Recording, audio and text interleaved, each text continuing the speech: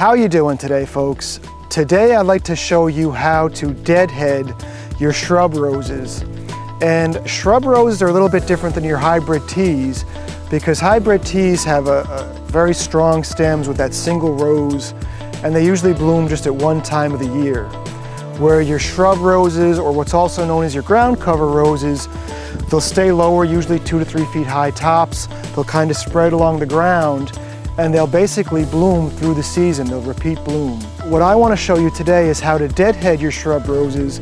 Number one, so they look better because you won't have all these half-dead flowers on them. But number two, by deadheading your shrub roses, you're going to end up getting more flowers, because if you don't deadhead your flowers, they're going to put all that energy towards growing seeds. Any of the roses that grow 2 to 3 feet from the ground, they have small flowers, usually like an inch or so in diameter and less, and the flowers are in groups. It's not just one single flower.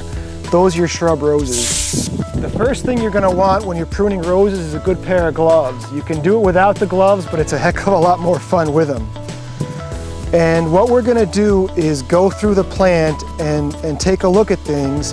And if you look over here, you can see that this one has some spent flowers on it.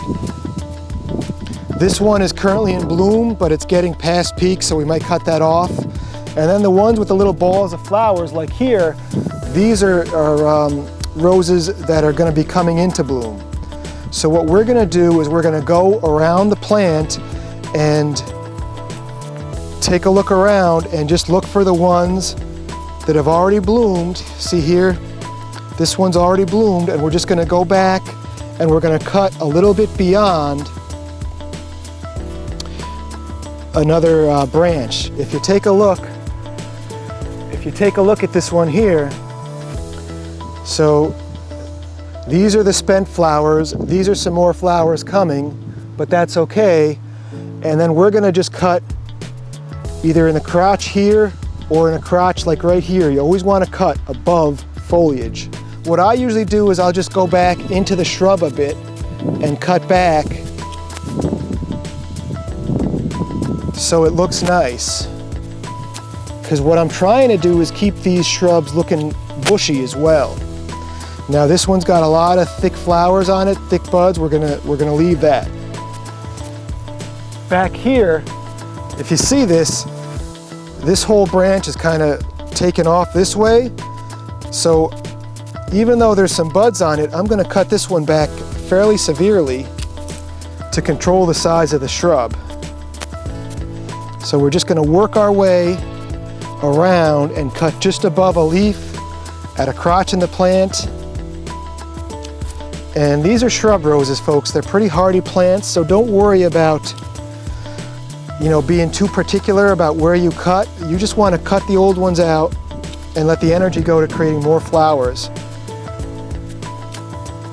Even though this one is in bloom, I'm just going to go ahead and cut it back.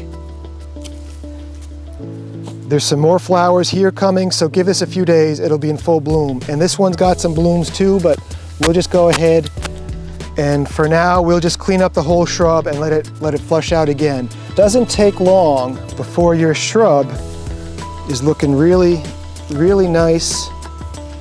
It looks clean, it doesn't have dead flowers hanging all off it, and then it's ready to resprout and regrow some new blooms.